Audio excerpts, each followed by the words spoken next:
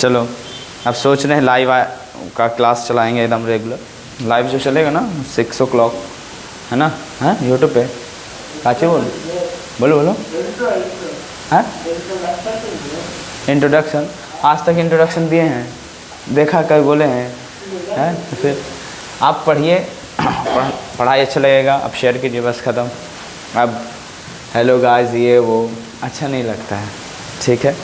चलो स्टार्ट करेंगे आज से नया टॉपिक। लिखिए टेंस। देखो आपको जितना ज़रूरत होगा उतना ही बताया जाएगा, ठीक है ना? क्योंकि आपका जैसा जैसा मतलब क्लास होता है उसी के अकॉर्डिंग पढ़ाते हैं। अगर एकेडमिक माने 12th लेवल का स्टूडेंट है तो उसके अकॉर्डिंग पढ़ाते हैं, कॉम्पिटिटिव है तो उसके अकॉर्डिंग पढ़ाया जाता है, ठीक है ना? सबका लेवल अलग अलग देख के पढ़ाते हैं। आप लोग को वहाँ डिफिनेशन कोई पूछने वाले व्हाट इज़ टेंस, आज तक कभी क्वेश्चन बना है? ये बचपन का कहानी है, तो आप लोग डायरेक्ट आएंगे कि कैसे कैसे होता। कुछ नहीं, हम लोग टेंस में 2 चीज़ ही पढ़ेंगे। एक होगा आपका टाइम, देखो कट तो नहीं रहा, पूरा रहा ना। एक हम लोग क्या पढ़ेंगे? टाइम। और दूसरा क्या पढ़ेंगे इसमें? एक्शन। एक्शन का मतलब अच्छा चलो एक्शन ही पढ़ लो। टाइम प्लस क्या पढ़ेंगे? एक्शन। यही 2 चीज़ होता है टेंस में बस। और आगे चल के फर्दर और पढ़ोगे तो बताओ कुछ नहीं होता है। टाइम बताओ 3 तरह से हम लोग मतलब क्या करते हैं देखते हैं। एक होगा आप देखोगे जो बीत चुका हो उसको क्या बोलोगे? Past time. जो अभी चल रहा है जिसको आप फील करते हो वो प्रेजेंट टाइम। और जिसकी उम्मीद में हो उस टाइम को आप कहोगे फ्यूचर टाइम। बताओ टाइम की कैटेगरी कितने अब देखोगे। ग्रामर अगर और बहुत ज़्यादा मतलब डीप में जाओगे तो कहोगे फ्यूचर टाइम ही नहीं होता है ना? और डीप जाओगे तो प्रेजेंट नहीं खाली पास्ट ही होगा। ऐसी सिचुएशन बना देगा। समझ पा रहे कि प्रेजेंट होता ही नहीं है, हमेशा पास्ट हो जाता है, वो प्रेजेंट थोड़े समय के लिए आ रहा है। कैसे? एक थोड़ा सा मैं हिंट्स दे देता हूँ। यस यस यस देखो मैं जैसे बताऊँ आपको, मैं भी थोड़ा देर पहले लिख रहा था ये टेंस, तो बताओ वो प्रेजेंट रहा कि पास्ट? पास्ट हो गया, है ना? यानी प्रेजेंट आपकी ज़िंदगी में आता नहीं, आता भी है तो थोड़े समय के लिए, बाकी तुरंत तुरंत पास्ट बन जाता है। तो उस लेवल से हम लोग नहीं पढ़ेंगे। समझ पा रहे? आपको जितना चाहिए, इसका मतलब बोर्ड जितना पूछता है जैसे translation base plus question base, तो तुरंत हम लोग वो पढ़ेंगे, ठीक है ना? थोड़ा सा हिंट्स दे देंगे कि कहाँ कहाँ से टेंस बना है। क्लियर? तब बताओ टेंस को हम 2 मतलब अभी देखेंगे, बेसिक बात है। टाइम इसमें पढ़ेंगे और दूसरा क्या पढ़ेंगे? एक्शन। और टेंस का टाइम बताओ कितने तरह से पढ़ेंगे? पास्ट, प्रेजेंट और फ्यूचर। पास्ट मतलब बीता हुआ, और प्रेजेंट मतलब जो अभी रियलाइज़ कर रहे हो, और फ्यूचर मतलब जिसकी उम्मीद में आप हैं। क्लियर हुआ? कोई दिक्कत तो नहीं है? हाँ, एडवांस की बात करें तो फ्यूचर टाइम नहीं होता, ऐसा कोई किताबों में लिखा होगा, ठीक है ना? तो ऐसे नहीं, इससे क्वेश्चन बनता है, इसीलिए आपको इतना पढ़ना है कि फ्यूचर टाइम भी होता है। बाकी आप लोग जब कॉम्पिटिटिव में उतरेंगे तो बताया जाएगा कि कैसे कैसे बनता है, ठीक है ना? फिलहाल बताओ एक्शन जो होता है, एक्शन, एक्शन की कितनी कैटेगरी होती है बताओ? देखो एक्शन को निकालने के लिए सबसे बड़ा रियलाइज़ करो, एक्शन का मतलब होता है जो काम करता हो कभी दिखाई दे। जैसे मैं लिख रहा हूँ तो क्या होगा? एक्शन होगा। समझ रहे हो? एक्शन का मतलब सीधा सीधा वर्ब बताओ। वर्ब की प्रक्रिया है कि वर्ब कहीं कहीं कितने भागों में बटा है, कितने डिवाइड में बटा हुआ है। समझ पा रहे ना? डिवाइड उसका डिविडेशन पढ़ते हैं। चलो डिवाइड है, कितने ब्रांचेज है इसके, बस। अब देखो एक्शन ऐसे वर्ब के टॉपिक पढ़ेंगे तो कई तरह का वर्ब है, लेकिन टेंस के अकॉर्डिंग कैसे पढ़ना है, कितने मतलब होता ना फॉर्म पढ़ना सीधा सीधा। समझ गए? ये फॉर्म पढ़ना सीधा सीधा कि एक्शन का फॉर्म पढ़ना इसमें टेंस में। फिर तो कितने फॉर्म हो तो ये चेक करते हैं। सबसे पहले मैं अभी कुछ नहीं कर रहा हूँ तो ऑटोमेटिक कुछ नहीं कर रहे, लेकिन लिखने लगूँ तो कहो लिख रहे, है ना? देखो मैं खड़ा हूँ तो कहोगे खड़े हैं, जैसे चलने लगूँ तो कहो चल रहे, सीधा यही ना कहोगे। तो इसका मतलब सबसे पहले जो एक्शन आता है ऑटोमेटिक वो एक्शन कंटिन्यूस बन जाता है कि नहीं बन जाता? बोलो, है ना? कंटिन्यूस का मतलब लगातार कोई चीज़ एक्शन नहीं है, ऑटोमेटिक चलने लगे। जैसे गाड़ी खड़ी है तो कहो खड़ी है, नहीं चल रही, और फिर चलने लगा तो कहोगे ना चल रही है। इसका मतलब कंटिन्यूस प्रोसेस हो गया। समझ पा रहे? कंटिन्यूस मतलब कोई चीज़ लगातार चलने लगना। अब बताओ सबसे पहला जो एक्शन आएगा वो क्या होगा? कंटिन्यूस में होगा। इतनी बातें क्लियर हुआ? जो एक्शन होगा, एक्शन का मतलब क्या समझोगे? वर्ब का फॉर्म समझना। तो वो फॉर्म कौन सा होगा? कंटिन्यूस फॉर्म में होगा। समझ पा रहे कि नहीं? देखो मैं अगर खड़े रहूँ तो कहे खड़े हुए, कुछ नहीं कर रहे, बातें करने लो कहूँ बात कर रहे, इसमें सबसे पहला जो एक्शन होगा वो क्या होगा? कंटिन्यूस में होगा। अब एक बात बताइए, क्या मैं खाली लिखता रहूँगा कि रुकूँगा भी? गाड़ी चलती रहेगी कि रुकेगी? अब बताओ जैसे ही मैं कंटिन्यूस एक्शन को एंड कर देता हूँ, एंड मतलब रोक देता हूँ, वो अपने आप में क्या बन जाता है? परफेक्ट बनता है। परफेक्ट कैसे बनेगा? सोचो, मैं जैसे लिख रहा हूँ, अब जैसे मैंने स्टॉप करूँ कहूँगा ना लिख लिया, यह नहीं कहूँगा लिख लिया मतलब कंटिन्यू, मतलब काम कंप्लीट हो गया कंटिन्यूस से। और जब कंप्लीट हो जाता है तो उसी एक्शन को आप क्या कहोगे? परफेक्ट। कंप्लीटेड एक्शन उसको क्या कहोगे? परफेक्ट। इतनी बातें क्लियर हुई? कोई दिक्कत तो नहीं है। इसका मतलब लगातार कोई काम अगर जारी है, एक्शन जारी है, तो उसको कंटिन्यूस प्रोसेस में डालना। क्लियर हुआ। और दूसरा क्या लिखोगे, जब वही एंड हो जाए, कंप्लीट हो जाए, खत्म हो जाए, तो इसको क्या कहोगे, परफेक्ट। यानी मैं लिख रहा हूँ तो इसको क्या कहो, कंटिन्यूस है, मैं लिख लिया तो परफेक्ट हो गया। समझ पा रहे ना, मैं बात कर रहा हूँ, इसका मतलब अभी कंटिन्यूस है, मैं बातें कर लिया, कंप्लीट। समझ आया, परफेक्ट कैसे पकड़ोगे, कोई दिक्कत तो नहीं। अब देखो एक और एक्शन अभी चलो पढ़ते रहेंगे। एक और ऐसा भी होगा, जैसे मैं कहूँ ये दोनों एक्शन मिल जाएगा दोनों एक्शन क्या करेंगे, मिला देंगे। दोनों एक्शन कैसे मिलाओगे, देखो मालूम चला कभी कभी ऐसा भी होता है कि आप यहाँ आए और कहोगे मैं 2 घंटे से अंग्रेज़ी पढ़ रहा हूँ, 2 घंटे से अंग्रेज़ी पढ़ रहा हूँ, इसका मतलब अभी कंटिन्यूस भी है उसमें, है ना। अब प्लस 2 घंटे में आपने कुछ पढ़ा भी होगा, तो जो पढ़ लिया उसको क्या कहोगे, परफेक्ट, है ना। और जो अभी चल रहा 2 घंटे के बाद उसको क्या कहोगे, कंटिन्यूस। तो इसका मतलब तीसरा एक्शन जो मिलता है उसको क्या कहोगे, परफेक्ट, है ना। परफेक्ट प्लस क्या कहोगे, कॉन्टिन्यूस। बोलो कोई दिक्कत तो नहीं है, पक्का ना। परफेक्ट प्लस कंटिन्यूस, क्लियर हुआ। अब देखो एक्शन लिख रहा हूँ, कंटिन्यूस लिख लिया, 2 घंटे से लिख रहा हूँ, परफेक्ट प्लस कंटिन्यूस। समझे, परफेक्ट मतलब 2 घंटे में कुछ लिखा हो चुका वो परफेक्ट, और जो अभी चल रहा होगा 2 घंटे के बाद तो उसको क्या कहोगे, कंटिन्यूस। अब बताओ कोई दिक्कत तो नहीं होगा, परफेक्ट प्लस कंटिन्यूस क्या होता है। अब टाइम जोड़ते जाएंगे, टेंस मिलता जाएगा, देखना। जैसे अब एक और लास्ट एक्शन होता है, अब देखो कौन सा एक्शन होगा। अब मैं कोई हिंदी बताता हूँ, मैं लिखता हूँ, बताओ कौन सा, ये इसमें आया, इसमें मतलब ना। अब बताओ है क्या। अब बताओ, आप डिफाइन ही नहीं कर पाओगे तो इंडिफिनिट ना कहोगे। तो अगला एक्शन जो मिलता है जिसके टाइम को आप डिफाइन ना कर पाओ या एक्शन को डिफाइन ना पाओ कैसा है, तो आप क्या कहोगे, इंडिफिनिट। समझ में आया, इंडिफिनिट क्या होता है, जिसको मतलब डिफाइन नहीं कर पाए, एक्शन कंटिन्यूस है कि परफेक्ट है कि परफेक्ट कंटिन्यूस, उस एक्शन को क्या कहोगे, इंडिफिनिट। समझ में आया। वह पढ़ता है तो बताओ कुछ पता नहीं चल रहा है इसमें है कि इसमें पता चला, वह पढ़ रहा है तब ना इसमें लगाएंगे, वह पढ़ लिया कंप्लीट, तो इसको क्या कहोगे, परफेक्ट में। और जो नहीं मतलब परफेक्ट प्लस कंटिन्यूस 2 घंटे से पढ़ रहा होता है कि नहीं होता, तो 2 घंटे से पढ़ रहा है इसका मतलब 2 घंटे में कुछ पढ़ा होगा, जो पढ़ लिया उसको क्या कहोगे, परफेक्ट। और जो अभी चल रहा होगा उसको क्या कहोगे, कंटिन्यूस, लगातार कोई चीज़ चल रहा हो तो। और ऐसे सिचुएशन बताओ जिस एक्शन को डिफाइन ही नहीं कर पाओ, ये वाला, तो उसको क्या कहोगे, डिफाइन नहीं कर पाए तो इंडिफिनिट कहला गया। बातें समझ पा रहे। अब बताओ ये जो टेंस आता ना है, याद कीजिए टाइम और प्लस एक्शन को आप जोड़ दो। देखो पास्ट को पकड़ो, टाइम को, और कंटिन्यूस से जोड़ो, क्या पास्ट कंटिन्यूस मिलेगा। बताओ पास्ट टाइम से आप एक्शन को जोड़ो परफेक्ट से, पास्ट परफेक्ट मिलेगा। बताओ पास्ट को परफेक्ट प्लस कंटिन्यूस से जोड़ो, यानी एक्शन से जोड़ दो, टेंस मिलेगा कि नहीं मिलेगा। बताओ एक और टेंस जिसका नाम है पास्ट इंडेफिनिट, जिसको डिफाइन नहीं कर पाओ। क्या आप बताओ ऐसे एक टाइम मिलाकर 4 एक्शन मिलाते हैं तो 4 टेंस मिला, फिर वही एक टाइम फिर 4 एक्शन, तो क्या मिलेगा, फिर 4 टेंस, फिर टाइम, फिर 4 एक्शन। तो बताओ 4 करके 12 टेंस मिलेंगे कि नहीं मिलेंगे। क्लियर है, कोई ये बेसिक बातें क्लियर हो गया। तो क्या कहोगे, टेंस जो होता है बस the study of verb according to time is called tense. यही आपका डिफिनेशन है, सीधा सीधा। अब उतना नहीं पढ़ना, आप आगे बहुत अगर डीपली में जाओगे तो आगे चल के पढ़ते हैं कि सब पास्ट टेंस ही होता, कोई प्रेजेंट हो ही नहीं, सब ऑटोमेटिक पास्ट बनते जाता है, प्रेजेंट आपकी ज़िंदगी में रहता ही नहीं। देखो थोड़ा देर पहले मैं इतना बता रहा था, सब पास्ट हो गया कि नहीं हो गया, अब वो प्रेजेंट रहा नहीं ना। तो इतनी गहरी कॉन्सेप्ट इसमें नहीं चाहिए। वो आगे जब बहुत कंपटीशन बैंकिंग का सेक्टर या फिर एसएससी सीरियल वाला सेक्टर चलता तो पढ़ाते, ऐसे सिचुएशन में नहीं। फिलहाल आपका बोर्ड का जो है मतलब एकेडमिक लेवल इतना ही है कि कैसे कैसे होता है। अब इससे भी क्वेश्चन नहीं पूछेगा, ये तो मैंने बेसिक बता दिया कि होता कैसे है, आया कैसे, क्लियर है। इससे कभी नहीं पूछेगा कि व्हाट इज टेंस, कभी क्वेश्चन बना नहीं।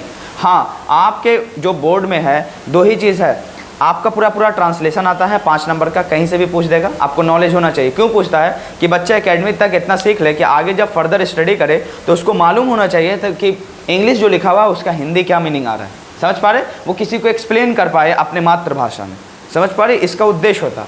बाकी ऐसा होता है वो भी सीबीएसई में अगर क्लास होता, बिहार बोर्ड तो है भी, अगर सीबीएसई का क्लास हो तो हो सकता है वो होगा ही।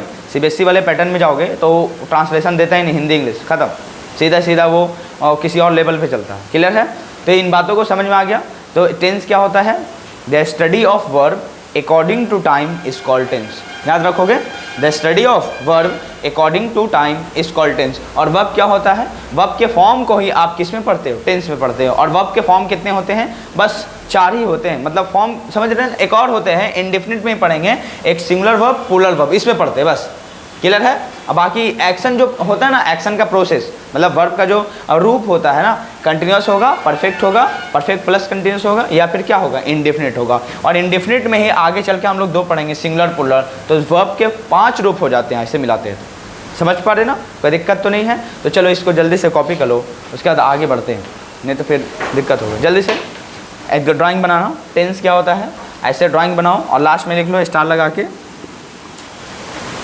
The study of verb, the study of verb according to time, according to time, according to time is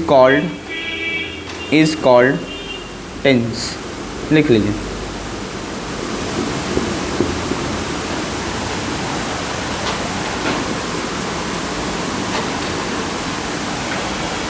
Hindi में हिंदी की ज़रूरत ही नहीं है ना।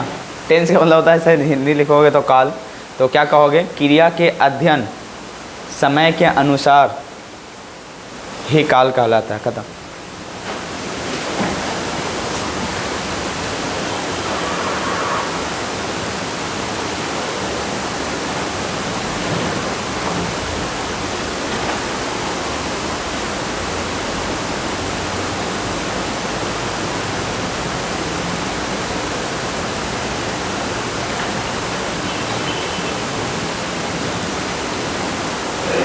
क्लियर। चलो अब जितनी भी बातें हैं मैं जैसे क्लास में लेता हूँ, बिल्कुल यूट्यूब पे चला जाता है, यू कैन सर्च देयर, ठीक है ना, and share it with your friends.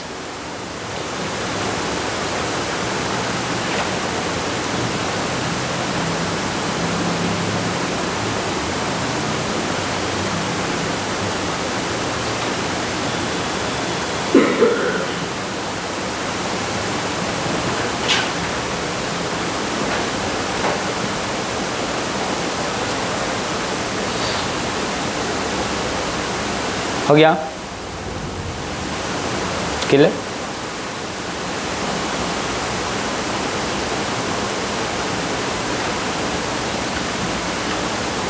अब थोड़ी और गहरी की बात गहराई, अब तुमको टेंस पकड़ना बताते हैं, है ना।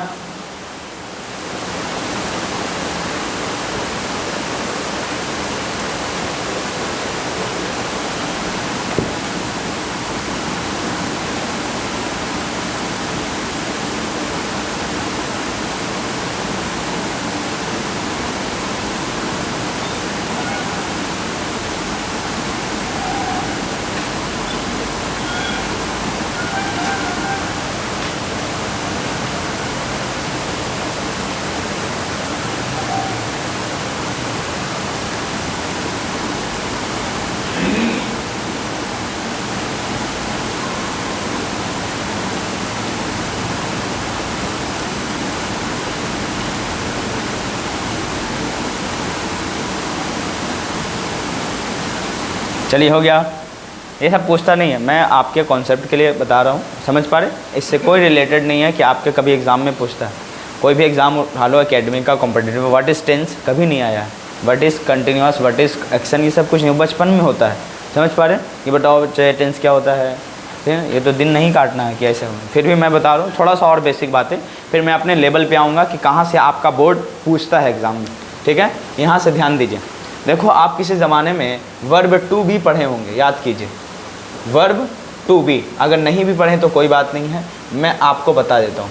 जो वर्ब टू बी होता है ये टुकड़ों में बटा होता है, प्रेजेंट टाइम को दिखाता है, तो एम इज़ आर होता है। इतनी बातें क्लियर है। और आपने बच्चों में पढ़ा होगा कि आई के साथ क्या लगाते हैं, एम, और इज़ जो होता है सिंगुलर फॉर्म वर्ब होता है। तो जो पर्सन सिंगुलर होते हैं उनके साथ आप क्या लगाते हो, जैसे उनके साथ इस लगाते हैं, जैसे ही, शी, इट, या फिर किसी का नाम भी हो वो सिंगल में आने चाहिए। वो जैसे किसी का नाम हो गया राधा, रामू, सिंगल में आने चाहिए, यानी कि राधा रामू आ गया तब दिक्कत है, वो तो प्लूरल बन जाएगा। अगर सिंगुलर होगा तब क्या लगाओगे, इज़। इतनी बातें क्लियर है। आगे चल के आपने पढ़ा होगा कि जितने भी होते हैं यू या प्लूरल फॉर्म ऑफ सब्जेक्ट होते हैं, जो यू, वी, दे, या फिर होंगे एक से ज़्यादा नाम, तो भी आप किसके साथ जाएंगे, आर के साथ जाएंगे। इतनी बातें क्लियर है, वो बचपन का ज्ञान था। अब देखो अगर आपसे रटे हुए हैं तो अगर आपसे क्वेश्चन कर दें कि बेटा देखो इज़ या एम कुछ भी हो यहाँ पे होगा, चलो मैं फिल इन द ब्लैंक्स फिलहाल भर देता हूँ, ठीक है ना, फिर ऑप्शन में दूंगा। चलो पहले सेंटेंस को कंप्लीट करता हूँ। फिर लिखता हूँ आ, उसके बाद लिखता हूँ a letter of English alphabet. चलिए ऑप्शन में देगा एम, बी ऑप्शन में देगा इज़, सी ऑप्शन में देगा आर और डी ऑप्शन में दे देगा ऑल ऑफ दीज। बताओ कौन सा ऑप्शन आपके अकॉर्डिंग सही है। अब जो बच्चा दम रटा हुआ है कि आई के साथ एम लगाएं, आई के साथ एम लगाएं, भैया तो ऑप्शन ए के साथ जाएगा, जैसे मारेगा गलत हो जाएगा। पहले सेंटेंस पढ़ना कि मीनिंग क्या है।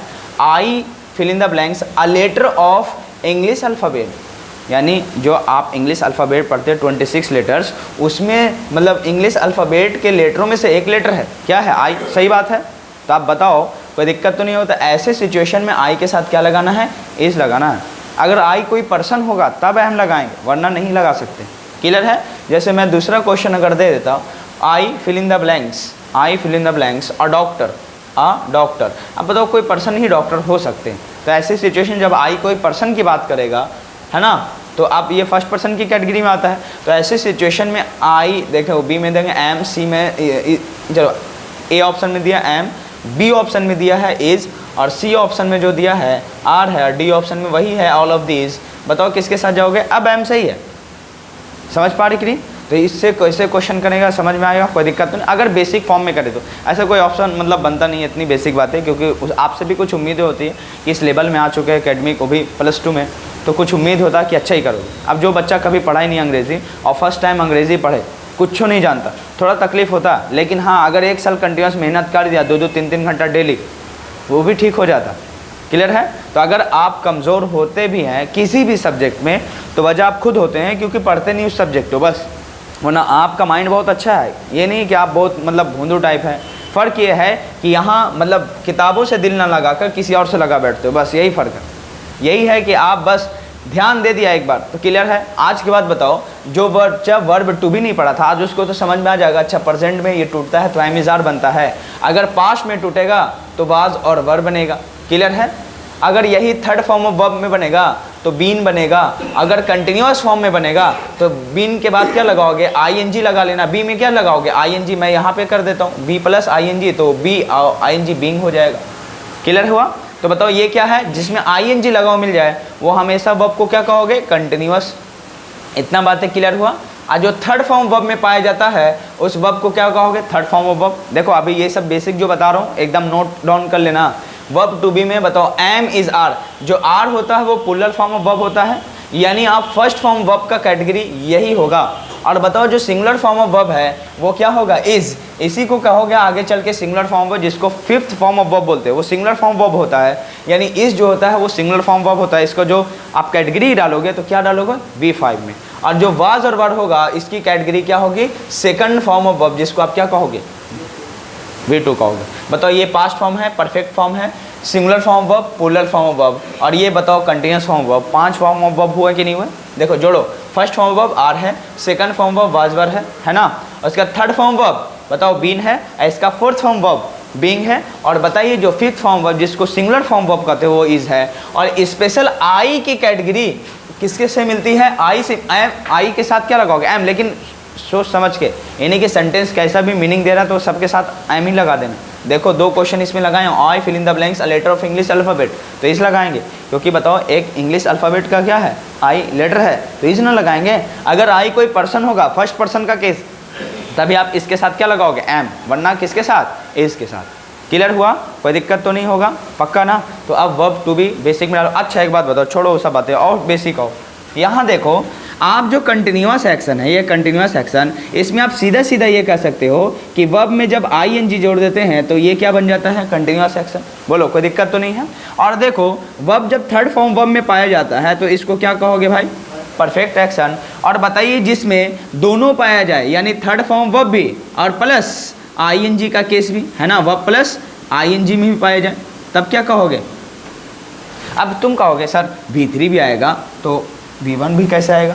देखो जो भी टाइम बताएगा, जितना भी टाइम बताएगा, देखो जो आपका वर्ब टू बी है हर टेंस में पहुंचा रहता है। देखो आप जब कंटिन्यूस फॉर्म वर्ब पढ़ोगे तो आपको क्या कहेंगे, बीइंग लगा के। देखो पैसिव वॉइस में जितना भी बनाएंगे ना आगे चल के, तो जितना भी पैसिव केस अगर बनाओगे, अगर वो कंटिन्यूस रहा तो हमेशा being plus third form verb में बदलेंगे, है क्योंकि बैलेंस करने के लिए आता है ना वहाँ पे। कंटिन्यूस एक्शन को तो हटा नहीं सकते, आईएनजी किससे मर्ज करना पड़ता है, याद करो। अगर आपने कभी वॉइस पढ़ा होगा बेसिक में भैया बचपन 10th लेवल पे, तो याद करो उसमें जो being plus third form verb याद करो, उसमें किस में बताते थे, पैसिव वॉइस ऑफ किस है, कंटिन्यूस टेंस में, है ना। जितने भी हैं और जो भी टाइम होगा एमिजार के अकॉर्डिंग लगाएंगे, वाजवा लगाएंगे, वो टाइम तो दिखाता है ना। चलिए तो ये जो आपको मिलेगा भी, तो आपको किस में मिलेगा, परफेक्ट। परफेक्ट जो बनेगा, जो वर्ब फॉर्म होगा ना, तो इसमें किस में बदल जाएगा, बीन में बदल जाएगा, थर्ड फॉर्म वर्ब, बस। क्योंकि मेन एक्शन कौन होगा, वर्ब प्लस आईएनजी का ना, तो ये जो थर्ड फॉर्म वर्ब है किस में बदल जाएगा, बीन में। क्लियर है? इसीलिए याद करो जब आपको टेंस प्रेजेंट परफेक्ट कंटिन्यूस पढ़ाया जाता होगा तो प्रेजेंट टाइम दिखाएगा एम इज आर, है ना, जो भी होगा, या फिर होगा हैव आ सकता है वहाँ पे प्रेजेंट परफेक्ट के लिए। क्लियर? कोई दिक्कत तो नहीं। उसके बाद बीन प्लस V3 में V4 में बदलेंगे ना, कंटिन्यूस भी हो गया, प्लस क्या बनेगा, परफेक्ट भी बदलते हैं। क्लियर है? आगे चल के दिखाएंगे, कोई दिक्कत की बात नहीं है। अब बताओ जो इंडेफिनिट हो, जिसको डिफाइन नहीं कर पाते हो, वो एक्शन क्या होगा, और जो वर्ब होगा वो फर्स्ट फॉर्म वर्ब। इसी में अगर सिंगुलर फॉर्म ऑफ वर्ब आया तो किसके साथ जाओगे, फिफ्थ फॉर्म वर्ब। यानी सिंगुलर सब्जेक्ट आएगा तो किसके साथ, फिफ्थ फॉर्म वर्ब, और प्लूरल फॉर्म सब्जेक्ट आ गया तो किसके साथ, फर्स्ट फॉर्म वर्ब के साथ जाएंगे। क्लियर है?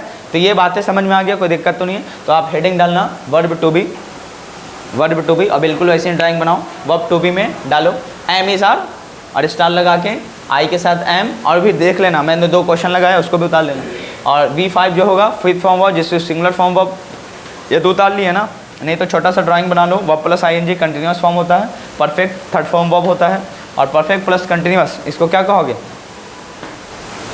हाँ third form verb plus ING. जल्दी से तो ड्राइंग बना लो, काम देगा, एक बार देखोगे तुरंत समझ में आया। हाँ अगर नोट्स किसी को दे दिया बिना क्लास किए तो वो बाउंस कर जाएगा कि लिखा हुआ क्या है, समझ ही में नहीं आएगा। हाँ ये एक्शन ये वो, है ना। आप अच्छे से समझा भी पाओगे अगर क्लास किया होगा तो, इसलिए नोट्स भी रेफर कर देगा ना तो उसको समझ में नहीं आएगा बिना क्लास लिए। और भी बात है, जो भोंदूर थोड़ा है उसको एक बार ध्यान देना है कि कैसे कैसे होता है, 2-3 बार घर पे जाके रिवीजन कर लेना। आप कमज़ोर हैं तो अपनी वजह से, कोई भी फील्ड में, क्योंकि उसका आप गहन अध्ययन नहीं करते। बस आप पढ़ने लगोगे आप भी स्ट्रांग बन जाओगे, और कुछ नहीं। समय कम दिया इसीलिए कमज़ोर हैं, समय ज़्यादा दोगे तो आप भी स्ट्रांग बनोगे। ये लिख लीजिए जल्दी से।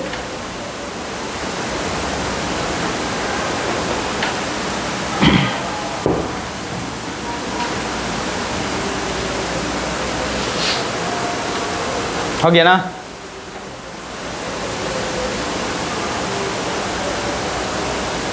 चलो एक वर्ब टू भी हो गया, और हम लोग एक और वर्ब पढ़ेंगे। आप नीचे लिखो वर्ब टू हैव, एक वर्ब टू हैव पढ़ेंगे। चलो वर्ब टू हैव में सबसे पहले इसका जो फर्स्ट फॉर्म वर्ब होता है वो क्या होता है, हैव ही होता है। क्लियर हुआ? इसका जो सेकंड फॉर्म वर्ब होता है वो हैड ही होता है। इसका जो थर्ड फॉर्म वर्ब होता है वो भी क्या होता है, हैड होता है। देखो कहीं कहीं पे डबल हेड लगा देंगे तो एक हेल्पिंग वर्ब होगा, एक थर्ड फॉर्म वर्ब होगा। हाँ एक होगा बताओ फोर्थ फॉर्म वर्ब, जिसको वर्ब प्लस क्या कहोगे, आईएनजी, जिसको में आप लगा देना वर्ब प्लस आईएनजी में क्या लगाओगे, हैविंग। तो याद करो जिस वर्ब में एंड में ई आता है तो ई को हटाकर आईएनजी जोड़ते हैं तो हो जाएगा हैविंग। ठीक है ना? एक एक्सेप्शन है उसमें, डाई वाला केस में। ठीक है ना? जैसे DYE डाई, इसका आप जब प्रोज सेक्शन में पढ़ाए थे, याद करो sweetest love I do not go में, इस डाई का मतलब होता है मरना, लेकिन ओल्ड इंग्लिश में ऐसा था। अभी मॉडर्न इंग्लिश में जब पढ़ाएंगे तो जब ये डाई का मतलब होता है रंगना, और जब वो मरना का केस आएगा तो DIE डालेंगे। क्लियर है? तो ये बात ध्यान दे देना। क्लियर है? और इसी में जो है हम लोग जब आगे चल के कंटिन्यूस फॉर्म पढ़ाएंगे तो IE जब आता है IE तो उसको Y में बदल के ING जोड़ते हैं, और जबकि यही होगा रंगना के केस में तो DYE जब हटा दोगे तब तो डाइंग सेम हो जाएगा। होगा कि नहीं होगा? तो ऐसे केस में ये एक्सेप्शन लेके चलते हैं कि जो डाई है जिसका रंगना मीनिंग आता है तो उसके लिए आप ई को ना हटाकर बिना ई हटा ही ING जोड़ देते हैं। क्लियर है? ताकि कन्फ्यूज़न ना हो कि वो मर रहा कि बाल कलर करा रहा है या रंग रहा। ठीक है ना? इसीलिए। क्लियर है ना? चलो अब बताओ इसका जो सिंगुलर फॉर्म ऑफ वर्ब आता है, जिसको आप फिफ्थ फॉर्म ऑफ वर्ब, जिसको सिंगुलर फॉर्म वर्ब बोलते हो, उसको क्या कहोगे? हाँ बिल्कुल हैज़। अब बताइए, आप खुद से लिख लोगे। ये बताओ प्लूरल फॉर्म ऑफ वर्ब है, बताओ ये क्या है? Plural form of verb. बताओ ये क्या है? पास्ट फॉर्म ऑफ वर्ब, है ना? ये क्या कहोगे? परफेक्ट फॉर्म ऑफ वर्ब होगा ना? और बताइए ये क्या है? कंटिन्यूअस फॉर्म ऑफ वर्ब, याद कीजिए, है ना? और आपका लास्ट स्टेप है जिसको आप क्या कहोगे? Singular form of verb, singular form of verb. चलिए इसको जल्दी से कॉपी कीजिए। वर्ब टू हैव एक काम आएगा, बिना टेंस के सब नहीं चलेगा। टेंस है तो ये है, इसके बिना फर्दर स्टडी, बिना टेंस को पढ़ाना ठीक नहीं है। इसको फर्दर पूरा और पढ़ाएंगे एक बार और। वर्ब टू हैव हो गया, एक और बच जाता है जिसका नाम है यूज वर्ब टू डू। बस इससे कवर हो जाएगा पूरा टेंस, वर्ब टू डू। जल्दी से कॉपी कर लो।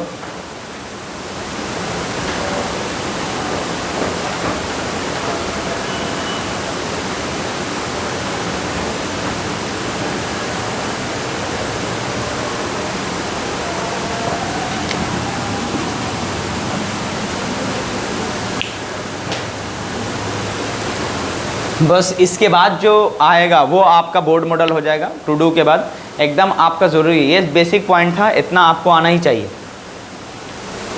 अगर नहीं भी है तो एक बार ध्यान दे दीजिएगा।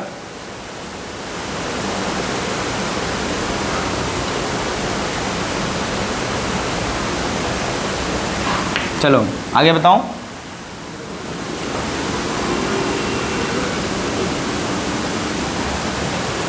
हो गया। चलिए अब देखो, अब हेडिंग डालना है verb to do, verb to do, ठीक है ना? इसका जो फर्स्ट फॉर्म वर्ब रहता है वो डू ही हो जाता है। इतनी बातें क्लियर है? जिसका फर्स्ट फॉर्म वर्ब क्या है बताओ? जिसको आप फर्स्ट फॉर्म वर्ब कहोगे वो हमेशा क्या हो जाएगा? डू। जैसे हैव कैसे था? इसका जो सेकंड फॉर्म वर्ब जिसको आप V2 कहते हो वो पास्ट फॉर्म वर्ब है जिसका नाम है डिड, ठीक है? और इसका जो थर्ड फॉर्म वर्ब जिसको आप परफेक्ट फॉर्म कहोगे वो बनेगा डन। इतना बातें क्लियर है? और इसका जो कंटिन्यूअस फॉर्म बोलोगे, जिसको फोर्थ फॉर्म वर्ब बोलोगे कंटिन्यूअस फॉर्म वर्ब, उसका हो जाएगा डूइंग। इतना बातें क्लियर है? और इसका लास्ट प्रोसेस जिसको सिंगुलर फॉर्म वर्ब, जिसको फिफ्थ फॉर्म ऑफ वर्ब बोलेंगे, उसको क्या बोलोगे आप? डज। क्लियर है? बोलो, कोई दिक्कत है? नहीं ना? जल्दी से कॉपी कर लो इसको भी। अब आपका बेसिक हो गया। अब आते हैं फ्लाई ओवर पे, है ना? तो जहाज़ को उड़ाता हूँ, ठीक है? सब कुछ क्लियर हो गया? सीट वेट बैठ गए, अब आ गया हो।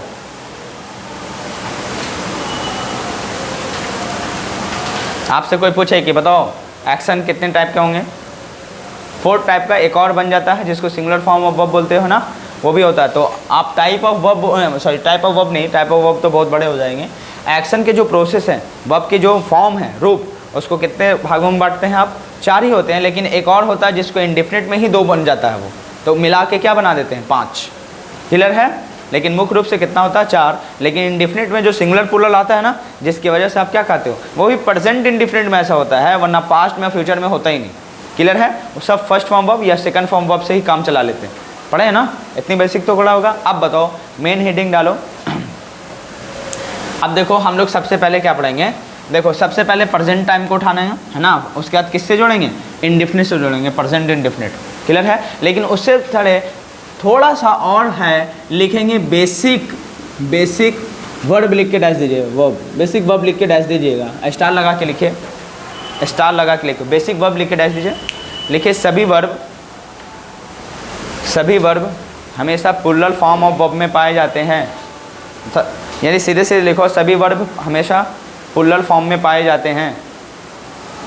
बताओ वर्ब हमेशा कौन से फॉर्म में पाया जाएगा? प्लूरल फॉर्म ऑफ वर्ब में। कोई भी पूछे तो बता देना। वर्ब हमेशा प्लूरल फॉर्म, प्लूरल समझ रहे हो ना? हाँ, बहुवचन जिसको बोलते हैं हिंदी में, प्लूरल फॉर्म में पाए जाते हैं, प्लूरल फॉर्म में पाए जाते हैं, ठीक है ना? इन्हें सिंगुलर बनाया जाता है, इन्हें सिंगुलर बनाया जाता है।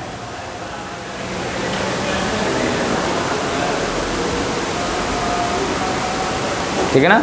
तो आप चाहेंगे इंग्लिश में भी चाहो तो लिख सकते हो, verb is always found in its plural form,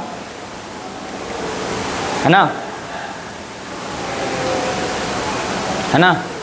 we change into singular, हम लोग इसमें किसको चेंज करते हैं, सिंगुलर में चेंज करते हैं, समझ में आया। We change it into singular, हम लोग इसको किस में चेंज करते हैं, सिंगुलर में चेंज करते हैं।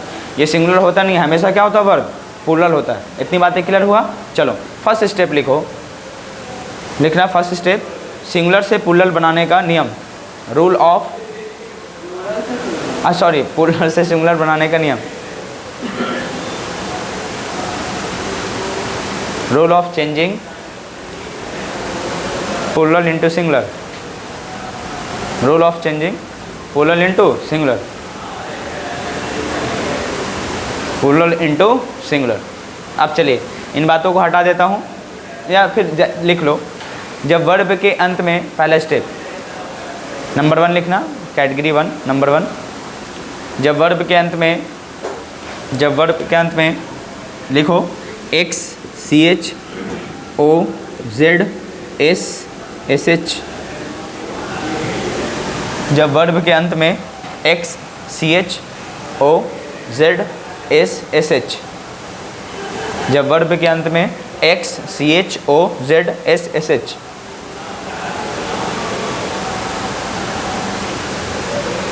आते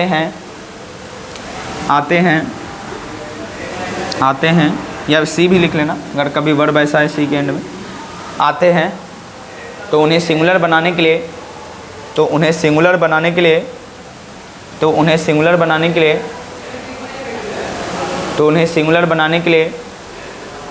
उनके अंत में ईएस जोड़ा जाता है, तो उन्हें सिंगुलर बनाने के लिए उनके अंत में क्या जोड़ते हैं, ईएस जोड़ते हैं। अब एक तरफ हेडिंग डालना प्लूरल, एक तरफ हेडिंग डालना सिंगुलर, ठीक है ना। अब मैं लिखवाऊँ, बताओ, एक तरफ मैं लिखता हूँ डू वर्ब है, डू का मतलब क्या होता है, करना। इसका सिंगुलर खुद से बना लोगे, बस ओ आया ईएस लगाना, जैसे गो, बताओ बना लोगे, गोज़, समझ आया। जैसे मैं लिखूँ CATCH कैच, होता है ना, जैसे मैच मतलब मिलाना, तो बना लोगे ना, कोई दिक्कत तो नहीं है। चलो प्रेस मतलब दबाना, तो प्रेसेस लिख देगा, ऐसा आया था, है ना, कोई दिक्कत तो नहीं। चलो जल्दी बनाओ, 3-4 एग्जाम्पल खुद से सोचो तो जल्दी। चलो जैसे मैं लिखूँ वेक्स मतलब तंग करना, परेशान करना, तो क्या लगाओगे, EX, वेक्सेस। बोलिए कोई दिक्कत है, जल्दी से बनाओ। एक तरफ प्लूरल लिखना, डू गो कैच, हमेशा ये सब प्लूरल हैं, वेक्स। 2-3 एग्जाम्पल खुद बनाओ, मैं कॉपी चेक करूँगा सबका, और नेक्स्ट डे कभी पूछ दूँ, बताओ सिंगुलर फॉर्म वर्ब, तो तुरंत बता देगा ना, बनेगा कैसे वो भी बता दे रहा हूँ।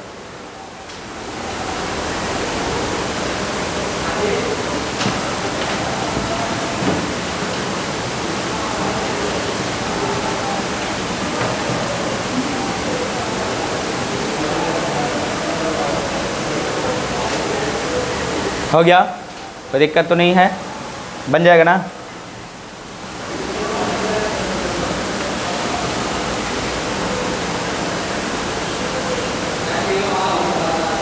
चलिए इतना आप लोग सीख गए, तो फिर कभी अंग्रेज़ी दोबारा पढ़ने का चांस मिला तब सुपर लेवल लेके चलेंगे। इतना तो आपको आना ही चाहिए, समझ रहे ना। इतना अगर समझ में आ रहा है, इसके बाद अगर बोर्ड में इतना ही पूछता है, बस इससे देखोगे आगे चल के हम अप्लाई करेंगे कि कैसे कैसे सेंटेंस बना दे, ठीक है। दूसरा पॉइंट देखो,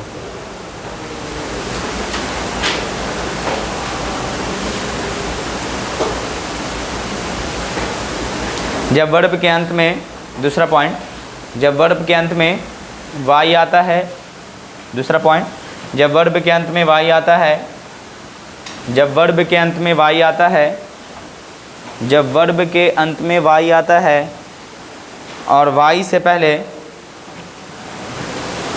जब वर्ब के अंत में वाई आता है और वाई से पहले, जब वर्ब के अंत में वाई आता है और वाई से पहले कोई कॉन्सोनेंट लेटर, बताओ वोवेल लेटर, कॉन्सोनेंट लेटर आपको मालूम होगा क्या होता है, बताओ।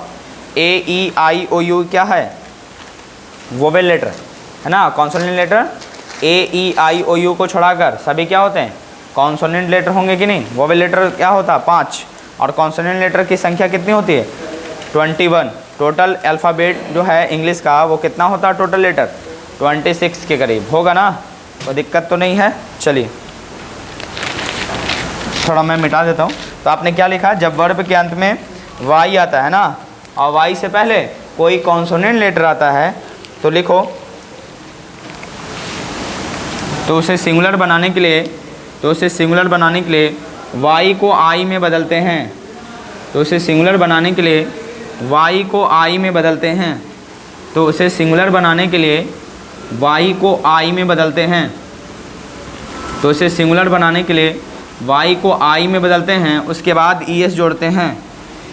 तो उसे सिंगुलर बनाने के लिए वाई को आई में जोड़ते हैं, वाई को आई में जोड़ते हैं, वाई के बदले क्या लगाओगे, आई, वाई को आई में बदलते हैं, ऐसा लिखना, वाई को आई में बदलते हैं, उसके बाद ES जोड़ते हैं। क्लियर हुआ? चलो एक तरफ वैसे ही लिखना प्लूरल फॉर्म ऑफ वर्ब, एक तरफ क्या लिखना, सिंगुलर फॉर्म ऑफ वर्ब। चलिए अब जैसे मैं लिखूं प्ले, अच्छा चलो पहले लिख लेता हूँ फ्राई, प्ले वाला केस भी लिखेंगे। फ्लाई, फ्लाई का मतलब उड़ना या उड़ाना। ट्राई, स्क्राई, ड्राई, है ना। आप बताओ इसको किस में बोलना, देखो वाई है और वाई से पहले कौन सा लेटर है, कॉन्सोनेंट की वोवेल, कॉन्सोनेंट है ना। तो जब इसको सिंगुलर बनाओगे तो FL तो लिखेंगे, लेकिन वाई को किस में बदल देंगे, आई में, उसके बाद क्या जोड़ दोगे, ES। उसी तरह बताओ ये ट्राई का क्या बनाओगे, ट्राइज होगा ना। कराई का क्या बनाओगे, क्राइज। उसी तरह ड्राई का क्या बनाओगे, ड्राइज। चलिए हो जाएगा। और भी अपना 2-3-4 जोड़ सकते हैं अगर चाहो तो। चलो एक और लिख लो, यस। एक कंपनी का मतलब होता है साथ देना। एक कंपनी का मतलब क्या समझोगे, साथ देना। तो बताओ एक कंपनी जो लिखा हुआ है COMPNY, तो बताओ इसका मतलब वो साथ देना, बना लोगे आप इसको सिंगुलर। देखो वाई से पहले कौन सा लेटर है, कॉन्सोनेंट लेटर ना, तो वाई को किसमें बदलना, आई में, उसके बाद क्या जोड़ोगे, ES।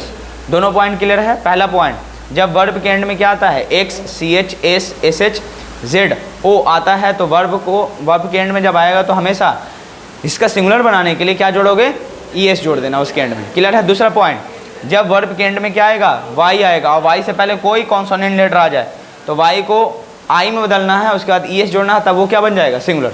बताइए दोनों स्टेप क्लियर है। बस दोनों स्टेप ही तक क्लियर रहना चाहिए, बाकी तो एकदम हवाई है। जैसे अब तीसरा पॉइंट लिखो, तीसरा पॉइंट, बाकी सब एक्सेप्शन है, 2 ही काम आता है, बाकी सब ऐसे ही है। लिखिए, जब वर्ब के अंत में, अगला पॉइंट, जब वर्ब के अंत में वाई आता है, जब वर्ब के अंत में वाई आता है और वाई से पहले कोई वॉवेल लेटर आता है,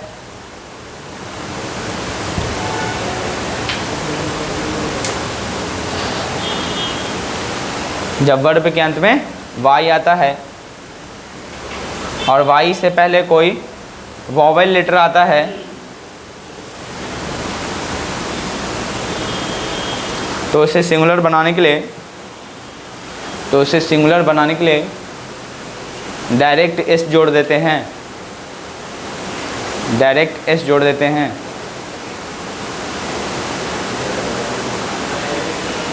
डायरेक्ट S जोड़ देते हैं, डायरेक्ट S जोड़ देते हैं, डायरेक्ट S जोड़ देते हैं।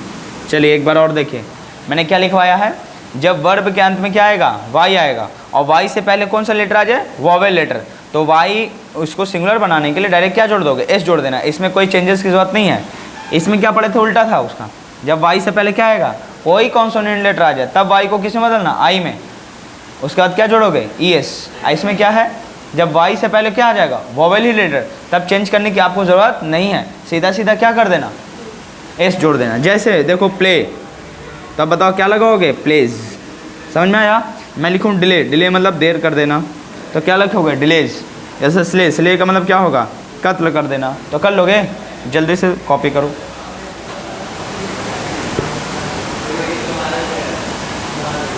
अभी साथ साथ आपको बता दें, ये आप नॉन पे भी अप्लाई करोगे। नॉन समझ रहे हो ना, जैसे नॉन प्लूरल है, इसको सिंगुलर बनाना, सिंगुलर है तो प्लूरल बनाना, ऐसे ही बनेगा।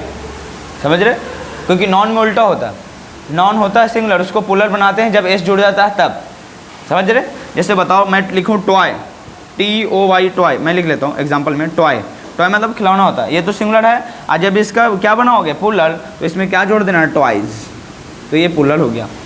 ये नॉन पे आएंगे तो पढ़ेंगे, लेकिन आप वर्ब और नॉन बिल्कुल उल्टा होता है। वर्ब हमेशा पुलर होता है, इसको सिंगुलर बनाते हैं, और नॉन सिंगुलर होता है उसको पुलर बनाते हैं, उल्टा चलेगा। क्लियर है, अभी चल के पढ़ेंगे यही बेसिक बातें। क्लियर, कोई डाउट तो नहीं है? तो बताओ तीसरा पॉइंट भी क्लियर है। चौथा पॉइंट लास्ट स्टेप लिखना। चौथा पॉइंट, जब ये सब बातें किसी वर्ब पे लागू ना हो, ऊपर की बातें लिखना।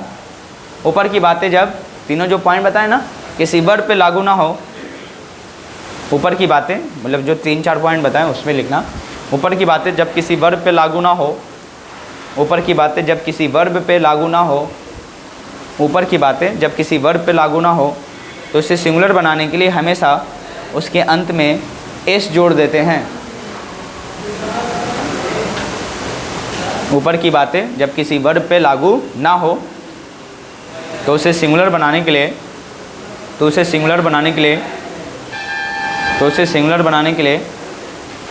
उसके अंत में सिर्फ क्या जोड़ोगे, एस जोड़ना और कुछ नहीं जोड़ना। क्लियर है? उसे सिंगुलर बनाने के लिए उसके अंत में हमेशा क्या जोड़ते हैं, एस जोड़ते हैं। ऊपर की बातें जब किसी वर्ब पे लागू ना हो, तो हमेशा उसे सिंगुलर बनाने के लिए क्या जोड़ोगे, एस जोड़ देंगे। क्लियर है? अब चलो एक तरफ मैं लिख देता हूँ सिंगुलर और एक तरफ मैं लिखता हूँ सॉरी पुलर, आपको सिंगुलर बनाते जाना। आप कहीं से भी कुछ मिला के डालेंगे तो बन जाएगा, पक्का ना। चलो अब ये सबको हटा देता हूँ। वही एक तरफ लिखोगे पुलर फॉर्म वर्ब और दूसरा क्या लिखोगे, चौथा स्टेप में singular form of verb. Clear है? अब देखो एंड में अगर ई भी आता है ना, तो डायरेक्ट भी क्या जोड़ेंगे, एस जोड़ेंगे, क्योंकि ऑलरेडी है तो डबल ही नहीं करते। पहला स्टेप मैं लिखूँ टीच, अब बताओ एस जुड़ेगा कि ई एस। देखो CH आ गया तो ES जोड़ेंगे, समझ में आया? चलो C मतलब क्या होगा, देखना। अब बताओ क्या जोड़ोगे, डबल ही आए या सिंगल ही आए, हमेशा क्या जोड़ना है, एस जोड़ना है। ऊपर है ना 3-4 पॉइंट, उसको छोड़कर सभी पे क्या जोड़ना है, एस। जैसे मैं लिखूँ वॉच, WATCH वॉच, अब बताओ ये तो पहला बार नियम है तो क्या लगाओगे, ES। क्लियर हुआ, कोई दिक्कत तो नहीं है? चलो मैं लिखूँ रन, RUN रन मतलब दौड़ना, तो क्या लगाओगे, एस। जैसे मैं लिखूँ वॉक का क्या लगाओगे, वॉक्स। क्लियर हुआ? मैं लिखूँ WRIT राइट का क्या लिखोगे, राइट, सिर्फ एस जोड़ेंगे। बताओ क्लियर हो गया? अब बताओ 10 एग्जाम्पल खुद से लिखो। वर्ब नहीं याद है आपको, जल्दी जल्दी लिख लीजिए। ये 5 तो मैंने दिया ना, 5-6, और आप खुद से बनाएंगे। SELL सेल मतलब बेचना, क्या जोड़ोगे, एस की एस जोड़ना। क्लियर हुआ? चलो कोई दिक्कत है? ये बातें क्लियर? अब हटा देता हूँ। अब मेन टॉपिक आपका आता है, देखो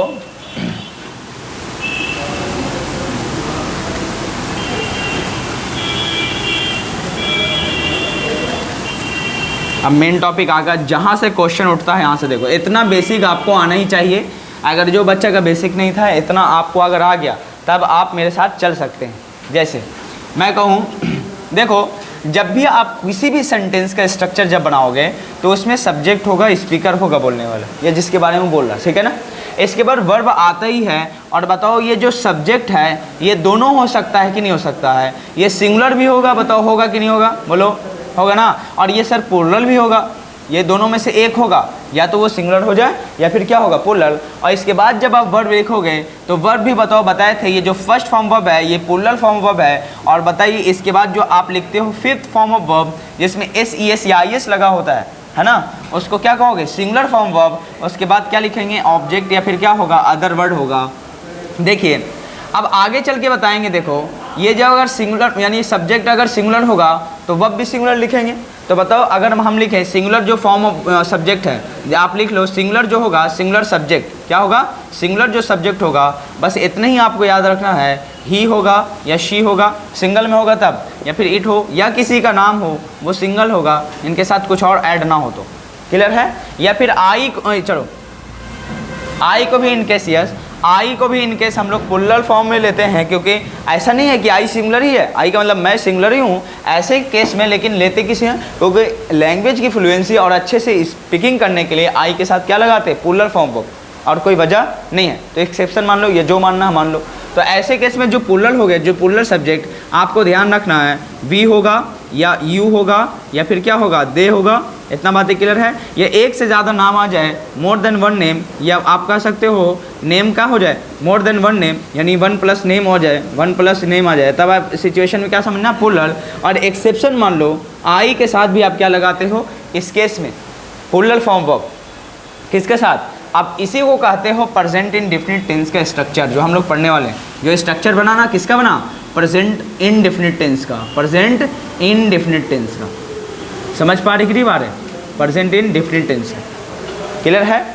देखो सब्जेक्ट होगा सिंगुलर प्लुरल दोनों होगा। जो सब्जेक्ट सिंगुलर होगा उसमें क्या लगाएंगे, ही सी इट नेम, और जो सब्जेक्ट प्लुरल होगा वी यू दे, और एक से ज़्यादा नाम आ जाए तो ये एक्सेप्शन में आई चलेगा। आई सिंगुलर है लेकिन ले कौन रहा है, प्लुरल फॉर्म। क्यों, स्पीकर का हमेशा क्या होता है, रिस्पेक्ट होता है, और फ्लुएंसी को बढ़ाने के लिए इसने अपने साथ सिंगुलर फॉर्म ऑफ वर्ब ना लेकर प्लुरल फॉर्म ऑफ वर्ब का चयन किया।